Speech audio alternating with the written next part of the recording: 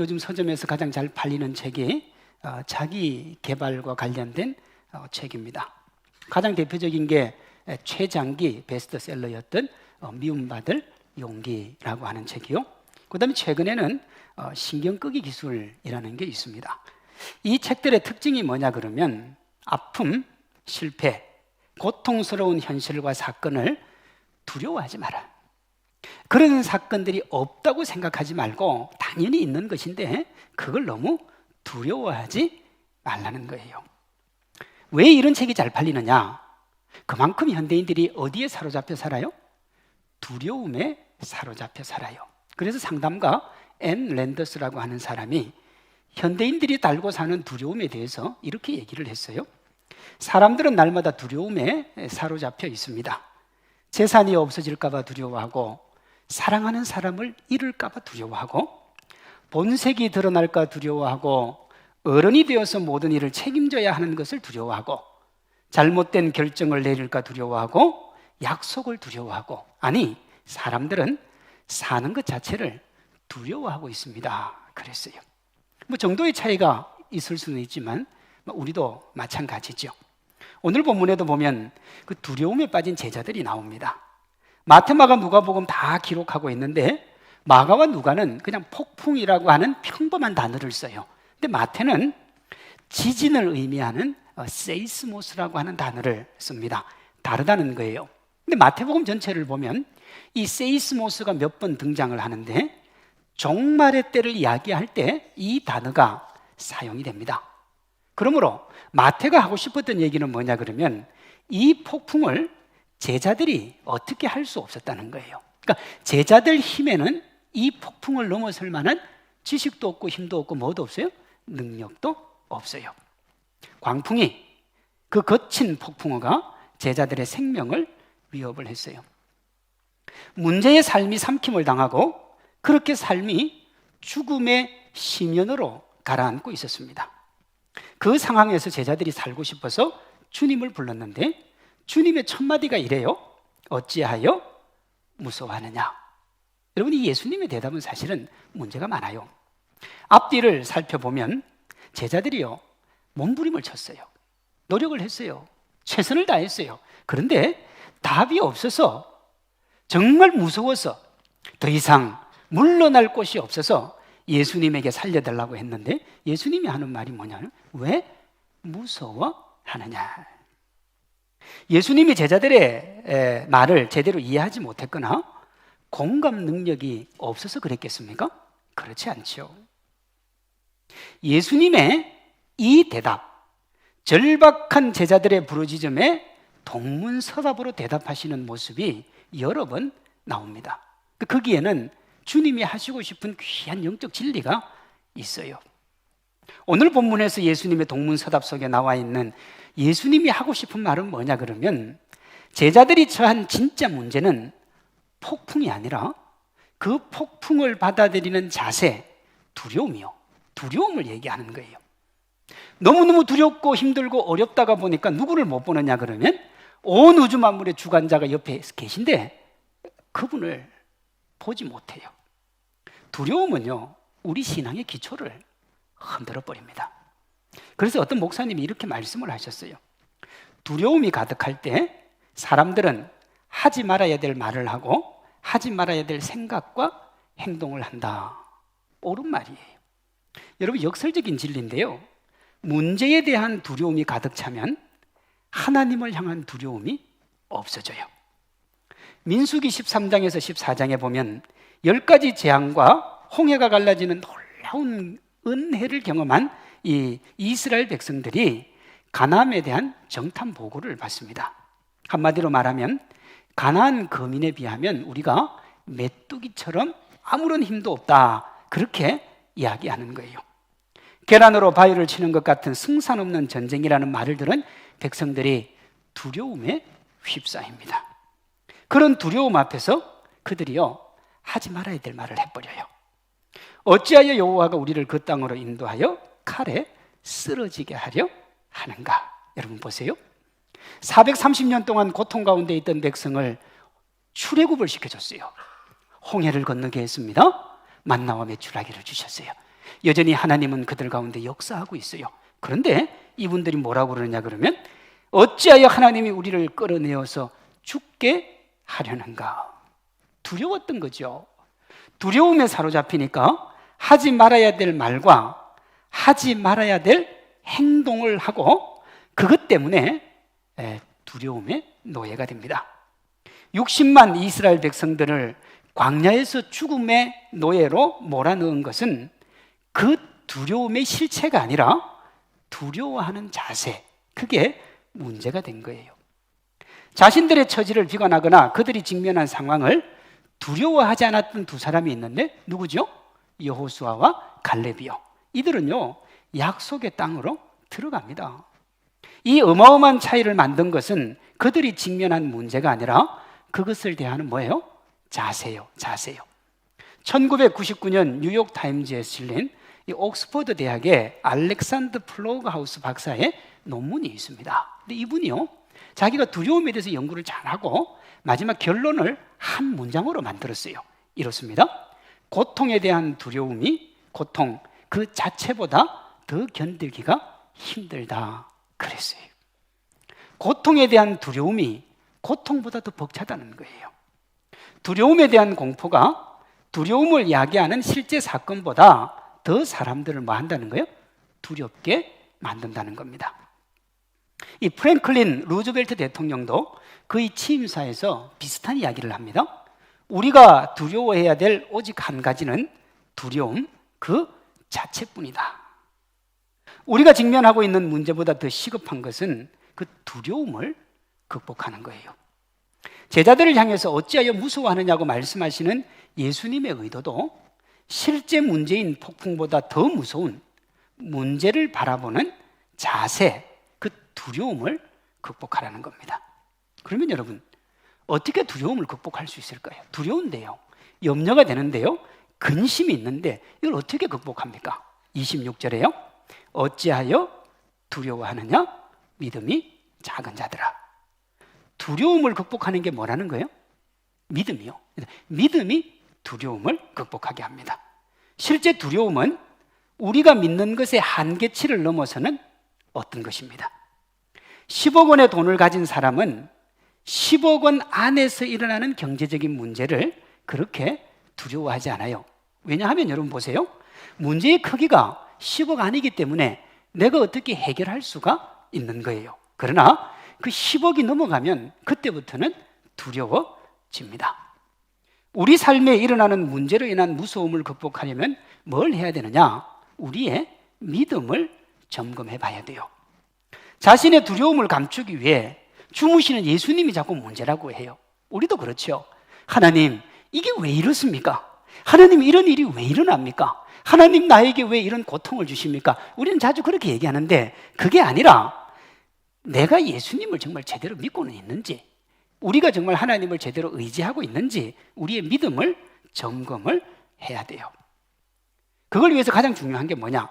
예수님이 무한하시고 전능하신 하나님의 아들이요, 그 누구보다도 우리를 사랑하시는 하나님이신 줄을 믿어야 하는 겁니다. 26절에 예수님은 제자들의 믿음을 작은 믿음이라 그랬어요. 그럼 제자들의 믿음이 있습니까 없습니까? 있습니다. 여러분, 예수님 믿어요. 예수님 바라봐요. 예수님 의지합니다. 그런데 그 믿음이 무슨 믿음이냐 그러면 작은 믿음이에요. 오늘 본문에 나오는 이 작은 믿음은 뭐냐 그러면 이 사건 바로 직전에 예수님께서 나병 환자 고치고요, 중풍병자 고치고 귀신을 쫓아냈어요. 그러니까 제자들은 예수님이 그 정도는 할 수 있다고 믿었어요.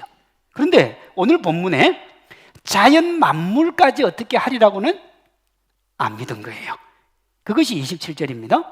그가 어떤 사람이기에 바람과 바다도 순종하는가. 병을 고치고 귀신을 쫓아내는 것까지 제자들이 가졌던 믿음의 한계요, 그 이상은 믿지를 못했어요. 의심을 했습니다. 의심이 되다가 보니까 두려움에 사로잡힌 거예요. 죽음의 사투를 벌이는 제자들의 힘겨움을 아셨음에도 불구하고 잠을 자고 계신 예수님의 의도는 어떤 상황 속에서도 그들이 예수님을 따르고 있는지 보고자 함입니다. 어떤 상황에서도 나보다 나의 필요를 더 잘 아시는 예수님에 대한 온전한 신뢰, 주님은 그걸 확인하고 싶으신 거예요. 사랑하는 성도 여러분, 우리의 믿음은 어떻습니까? 지금 우리가 어찌할 수 없는 광풍이 주님에게 아무것도 아니라고 하는 그 믿음이 있습니까? 그 믿음으로 주님 앞에 무릎을 꿇을 수 있겠습니까? 문제 앞에 무서워 떨며 고아처럼 주저앉아 죽음을 노래하게 하는 게 두려움이에요. 지금 우리에게 그 두려움이 참 많이 엄습해 있습니다. 세상을 이기신 주님을 바라보고 그분의 자녀로서 우리도 능히 이길 수 있음을 믿고 나아가는 것이 믿음입니다.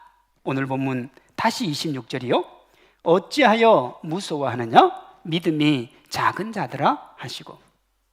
마태가 말하고자 하는 것은 진짜 문제는 광풍이 아니고 그들이 가지고 있는 작은 믿음이요, 상황에 굴복하는 두려움이요. 사랑하는 성도 여러분, 오늘 우리가 주어진 삶의 여건과 환경이 우리를 힘들고 어렵게 한다기보다는 우리가 가지고 있는 믿음이 참 우리를 힘들고 어렵게 한다고 보는 것이 맞아요. 어떤 분들이 이렇게 얘기합니다. 목사님, 상황을 보세요. 상황을. 아니요, 그렇지 않아요.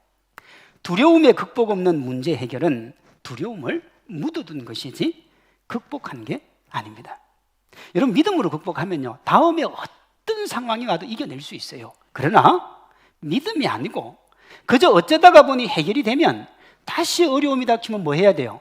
또 두려워해야 돼요? 또 염려해야 돼요? 쳇바퀴 돌듯이 그것이 끊임없이 반복을 합니다. 그러므로 문제 해결이 아니라 그 문제를 주관하시는 하나님을 향한 믿음이 먼저인 줄로 믿습니다. 욥의 고백처럼 때로 우리의 삶 어디에도 하나님이 계시지 않은 것처럼 여겨질 때가 있죠. 도대체 주님이 어디 계신지 답답할 때가 있습니다. 그때 우리가 주목해야 될 것, 하늘에 계신 하나님이요, 우리의 삶이, 우리의 인생이, 우리의 모든 것이 주님의 손 안에 있음을 인정하는 믿음이요, 사방에 결코 무너지지 않을 것 같은 벽을, 강을, 절벽을 두신 이유는 우리가 믿는 하나님이 온 우주 만물의 통치자임을 인정하고 온전히 그분을 신뢰하기 바라시기 때문이에요. 26절입니다. 일어나 바람과 바다를 꾸짖으시니 아주 잔잔하게 되거늘. 예수님은 폭풍을 다스리는 온 우주 만물의 주관자인 줄로 믿습니다. 사랑하는 성도 여러분, 오늘 우리에게 주어진 이 환경, 특별히 코로나19 바이러스 이 환경, 그 안에서 하나님은 우리의 믿음을 한번 점검하기를 원하는 거예요. 우리가 설교 때 얼마나 많이 들었어요. 순교자 얘기도 들었고요, 주기철 목사님 얘기도 들었고요. 여러분, 그 고난과 아픔에 비하면 이건 고난도 아니고 아픔도 아닌 거예요. 사실은 그 고난에 비하면 그렇다는 겁니다. 그런데 우리가 그 이야기 들을 때는 아멘 많이 하고 하나님 믿는다고, 하나님 의지한다고 얼마나 여러분 고백을 많이 했습니까? 그러면 오늘 우리의 주어진 삶의 현실 가운데서 우리가 그 하나님을 높여드려야 되는 거 아닙니까? 하나님, 제가 하나님을 분명하게 믿습니다, 하나님 바라봅니다, 하나님 의지합니다 해야 되는 거예요. 믿음의 사람은 믿지 않는 사람과 뭐가 달라도 달라야 되는 것 아니겠습니까? 제자들이 평생을 쌓아온 노하우를 총동원해서 죽을 힘을 위해 사투를 벌였지만 여러분, 자신들을 조여오는 허망한 죽음의 그림자를 막을 수가 없었어요. 그렇게 두려웠어요. 그렇게 무서웠다고요. 그런데 예수님께서는 말 한마디로 해결을 하셨어요. 인간이 평생에 걸쳐 터득한 노하우가 주님 주시는 말 한마디보다 못했다는 사실을 우리가 잊으면 안 되는 거예요. 우리 삶 되돌아보면 우리를 지치게 하고 힘들게 하는 문제가 있죠. 믿지 않는 사람들은 답답한 삶의 상황 만나면 염려, 불안, 공포, 동반한 두려움에 휩싸입니다. 희망을 접어요. 수많은 관계 단절하고 마음의 문을 걸어 잠깁니다. 이것이 두려움에 처한 인간이 느끼는 가장 기본적인 자세지요. 그러나 예수님은 믿음을 가진 사람들이 이러한 자세를 가질 때 왜? 라고 묻습니다. 왜? 왜 내 백성이 두려워하냐 이거예요. 왜 내 백성이 염려하냐 이거예요. 왜 내 백성이 근심하냐 이거예요. 내가 있는데, 온 우주 만물의 창조주여, 너희를 너무너무 사랑해서 십자가에 못 박혀 죽은 내가 있는데 왜 그렇게 염려하고 왜 그렇게 걱정하느냐 이거예요. 예수님께서 지켜주실 거니까 힘들고 고통스럽고 아프고 눈물 나도 주님 바라보고 염려하지 말라고 하십니다. 그 주님이 지금 우리가 믿고 예배하는 살아계신 하나님인 줄로 믿습니다. 의학을 믿고 거기에 기대고 사는 사람은 의학의 한계까지만 두려움이 없어요. 그건 넘어서면 두려운 겁니다. 여러분, 지금 코로나19 바이러스의 확산을 접하고 있는 우리의 현실이 그렇죠. 적지 않은 사람들이 두려움에 사로잡혀 있습니다. 이렇게 두려움에 사로잡힌 이유가 뭐예요? 왜 두렵습니까, 여러분? 치료제가 없어요. 그래서 그래요. 치료제만 있으면 병원 가서 주사 맞으면 되는데 인간의 의학으로 한계에 봉착을 한 거예요. 그러니 의학의 한계 앞에서 어떻게 할 수 없으니까 해결할 수 없는 문제를 안고 두려움을 안고 뭘 기다려요? 두려움을 기다리는 게 참 슬프지요. 문제를 안고 두려움을 안고 더 큰 두려움을 기다리고 있는 거예요. 우리는 그러면 안 되는데, 우리 자식은 그러면 안 되는데, 그게 우리의 염려요, 아픔입니다. 우리도 그렇게 해야 되겠습니까? 하나님의 백성도 그렇게 살아야 되겠습니까? 아니지요. 생명의 바이러스인 복음의 능력으로 우리를 두렵게 하는 코로나19 바이러스를 대해야 되지 않겠습니까? 이 바이러스는 죽음의 바이러스요, 복음은 생명의 바이러스인데 왜 생명의 바이러스를 가지고 있는 우리가 이 바이러스에 두려워 떨어야 됩니까? 오해하지 마십시오. 제가 무슨 아무 대책도 없이 막 살아라 그런 거 아니에요. 조심하라 이거예요. 그러나 우리의 한계를 뛰어넘는 거잖아요. 그때는 주님 바라보고 주님 의지하고 주의 능력, 주의 영광 가운데로 들어가야 될 줄로 믿습니다. 대중집회에 가지 말라고 하고, 그래서 우리 교회도 웬만한 모임은 연기나 취소를 했습니다마는 이 예배를 멈출 수 없는 것은 참으로 우리가 한계에 봉착하여 두려움에 사로잡힌 이 두려움을 극복할 유일한 길이 전능하신 하나님이기 때문에 그렇습니다.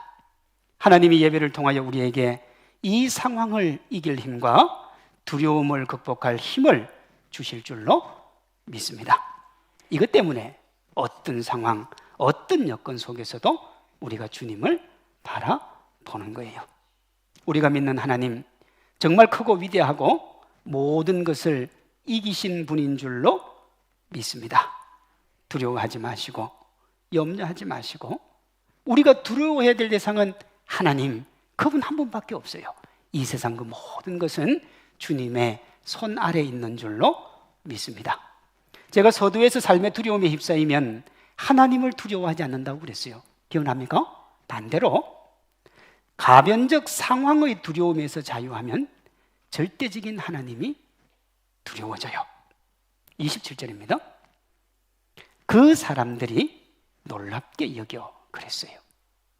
예수님이 바람과 바다를 잔잔하게 하니까 사람들이 놀랐습니다. 두려워했어요. 마가와 누가는 두려워했다, 그런 표현을 씁니다. 마가와 누가는 예수님을 향한 그들의 두려움의 정도를 나타내기 위해 동사와 명사 두 개를 사용하는, 이래요. 두려움으로 두려워한 거예요. 그러면 이 두려움은 뭔가? 제자들이 예수님을 보고 느꼈던 두려움은 희망을 송두리째 앗아가는 절망을 노래하게 만드는 광풍 앞에 선 두려움이 아니에요. 어떻게 하지? 살아날 수 없는데 어떻게 해야 돼? 그게 아니고요. 자신들이 믿는 예수님의 실체를 본 거예요. 그냥 따라갔어요. 예수님이 하나님의 아들이니까 하나님의 아들인 줄 알았어요. 예수님이 죽을 자를 살린다니까 그냥 그런 줄 알았어요. 예수님이 바람과 바다를 잔잔하게 하시고 컨트롤할 능력이 있다고 하니까 그런 줄 알았어요. 그런데 실제 믿었어요? 안 믿었어요? 안 믿었어요. 근데 그걸 본 거예요. 보고 나니까 어때요? 나와 함께 하시는 하나님이 온 우주 만물의 주인이에요. 그걸 두려워한 거예요. 이걸 베드로전서나 다른 표현에 보면 하나님을 만물의 주권자로 경외했다. 이 두려움은 경외인 입니다. 하나님 안에서 내게 필요한 모든 것이 있고 그것을 믿고 의지하고 바라보면 나에게 가장 좋은 것으로 주시는 하나님인 것을 믿는 겁니다. 예고 없이 찾아오는 삶의 위기 속에서 공포와 절망, 낙심과 낭망으로 우리를 주저앉히는 두려움을 이기기 위해 예수님을 만물의 창조주로 섬기는 경배의 두려움이 필요합니다. 그러면 우리가 두려워하지 않아도 되는 것을 두려워할 필요가 없는 줄로 믿습니다. 삶이 힘들지요. 어렵지요. 여러분 지금 코로나 바이러스도 바이러스지만 경제가 지금 말이 아니에요. 밥도 안 먹지요. 사업하시는 분들은 정말 죽을 맛이다. 그래요. 어떻게 해야 될까요? 이 상황을 어떻게 이겨나가야 될까요?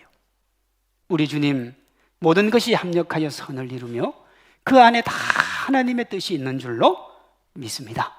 그러니 힘들고 어려울 때 정말로 우리가 해야 될 것은 뭐냐? 두려움과 한탄이 아니라 우리의 믿음을 점검하는 거예요. 제가 지금 우리를 힘들게 하는 상황을 무시하자 그러는 게 아닙니다. 우리가 어떻게 할 수 없는 현실을 해결할 수 있는 예수님께 맡기자는 거예요. 맡기면 주님이 우리에게 평안 주시고 상황을 뛰어넘게 해 주실 줄로 믿습니다. 1세기 당시에요. 예수님으로 인해 생명의 위협 속에 있던 마태복음의 수신자들이 있잖아요. 두려웠어요.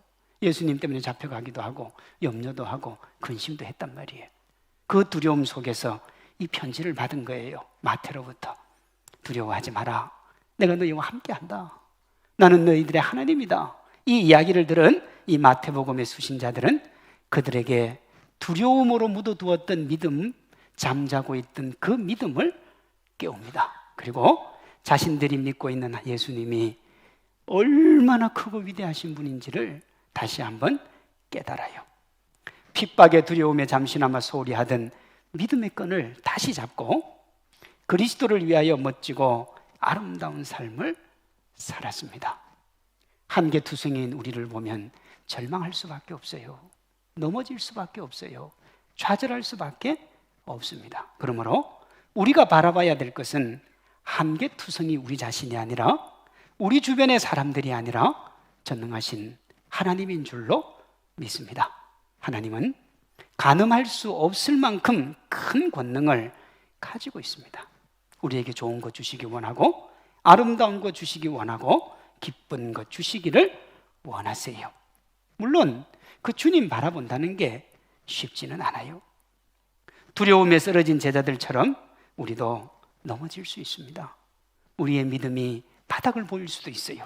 그러나 걱정하지 않아도 되는 것은 우리보다 주님이 더 잘 알고 계시다는 거예요. 우리가 쓰러질 수 있고 넘어질 수 있고 자빠질 수 있다는 걸 주님이 알고 계세요. 한 치 앞도 볼 수 없는 긴 어둠의 터널에 갇힌 것 같은 현실을 두고 하늘을 응시하며 뱉는 긴 한숨의 의미를 우리 주님이 알고 계세요. 누구에게 말할 수 없는 무거운 짐 홀로 지고 가는 외로움과 두려움이 우리 안에 있다는 것도 알고 있습니다. 우리가 상한 갈대처럼 연약하다는 것도 알고 있어요. 그래서 주님은 우리에게 하나님의 전신갑주를 취하라고 하시고 우리에게 그 전신갑주의 행복과 기쁨으로 함께 하시기 위해 성령 보내주셔서 우리와 동행하고 계신 줄로 믿습니다. 힘겨운 삶은 어떻게 이깁니까? 하나님 안에 답이 있습니다. 우리의 모든 것 아시는 주님에게 답이 있어요. 에베소서 6장 18절입니다. 모든 기도와 간구를 하되 항상 성령 안에서 기도하고 이를 위하여 깨어 구하기를 항상 힘쓰며 여러 성도를 위하여 구하라. 여러분 이 한 구절 안에 기도가 몇 번 나오는 줄 압니까? 5번 나와요. 기도하라는 얘기가 5번 나온다고요.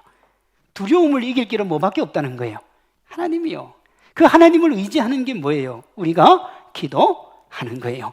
그렇게 우리가 주님께 맡기면 주님이 우리를 책임져 주십니다. 이사야 41장 17절이요.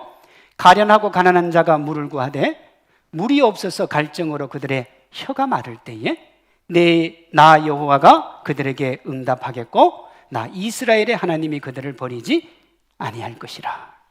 시편 118편입니다. 여호와는 내 편이시라. 내가 두려워하지 아니하리니 사람이 내게 어찌할까. 여호와께 피하는 것이 사람을 신뢰하는 것보다 나으며 여호와께 피하는 것이 고관들을 신뢰하는 것보다 낫도다 그랬어요. 가련한 자고 가난한 자 생각해 보세요. 가련한데 가난하기까지 해요. 소망이 없지요. 물이 없어서 갈증으로 혀가 말랐어요. 그런데 주님이 뭐라고 하시냐 그러면 나는 그를 버리지 않겠다 그래요. 우리 모두가 처한 환경이 다르죠. 우리가 하나님 아버지 앞에 주님 제가 어떻게 해야 될까요? 하나님 어떻게 살아야 될까요? 어떻게 나아가야 될까요? 주님 정말 지금 저에게 꼭 필요한 한마디를 말씀해 주세요. 그러면 주님이 아마 그러실 거예요. 얘야 두려워하지 마라. 놀랍게도 성경 전체에 두려워하지 말라는 말이 365번 전후로 언급이 되어 있습니다. 정확하진 않아요.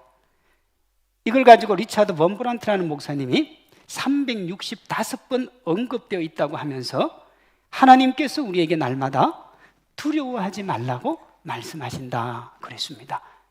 인생의 길 자체가 뭐라는 거예요? 두려움이요. 내일 어떻게 살까? 미래 어떻게 살까? 그런데 주님이 아침에 일어날 때마다 우리에게 뭐라고 하신다고요? 얘야 두려워하지 마라. 얘야 염려하지 마라. 네 인생길 내가 책임진다. 사랑하는 성도 여러분, 믿으시기 바랍니다. 주님이 우리에게 주시는 약속의 말씀이 이렇습니다. 너는 두려워하지 말라. 내가 너를 구속하였고 내가 너를 지명하여 불렀나니 너는 내 것이라. 네가 물 가운데로 지날 때에 내가 너와 함께 할 것이라. 강을 건널 때에 물이 너를 침몰하지 못할 것이며 네가 불 가운데로 지날 때에 타지도 아니할 것이요 불꽃이 너를 사르지도 못하리니 대저 나는 여호와 네 하나님이요 이스라엘의 거룩하니요 네 구원자임이라. 물과 불이 뭡니까? 하나님이 인류를 멸망시킬 때 처음으로 한 게 물의 심판이요 인류 최후의 심판이 불의 심판이에요. 그러니 물과 불의 심판은 뭐냐 그러면 도저히 우리가 감당할 수 없는 심판이요 도저히 우리가 어떻게 할 수 없는 고난과 아픔이요 그 절망과 아픔이 우리에게 몰려와도 주님이 어떻게 하시겠다는 거예요? 물이 너를 침몰치 못하고 불꽃이 너를 사르지도 못하도록 내가 네 인생길 지켜주겠다는 거예요. 믿으시기 바랍니다. 우리에게 주시는 하나님의 약속입니다. 우리와 함께 하겠다고 하시는 하나님의 약속이에요. 예수님께서는 문제가 우리를 삼키도록 두지 않습니다. 슬픔의 이슬방울이 강물이 되도록 두지 않아요. 우리가 가지고 있는 복잡다단한 문제들이 우리에게는 두려움일지 몰라도 우리 주님에게는 그렇지가 않습니다. 반드시 모든 상황들 속에서 협력하여 선을 이루게 해 주실 줄로 믿습니다. 부정적인 사고를 가지게 하는 두려움을 내려놓고 희망을 노래하게 하는 믿음의 길을 택하는 성도님들 되시기를 소망합니다. 염려, 근심, 걱정, 불안, 그 두려움을 거두고 믿음의 손을 주님께 내밀면 주님이 그 손 꼭 잡고 우리를 인도해 주실 줄로 믿습니다. 사랑하는 성도 여러분, 미련해 보이는 그 믿음이 우리를 살릴 거예요. 우리 눈에서 눈물 거두고 환한 웃음으로 행복을 노래하게 하실 겁니다. 우리 안에 잠자는 믿음을 깨움으로 우리를 도우시는 하나님의 능력으로 우리 앞에 놓인 두려움을 이기는 믿음의 주인공들이 되셔서 하나님 앞에 영광 돌리며 하나님과 동행하며 하나님의 아름다운 자녀의 영광스러움 안에 들어가는 우리 성산의 성도들 되시기를 주님의 이름으로 축원합니다.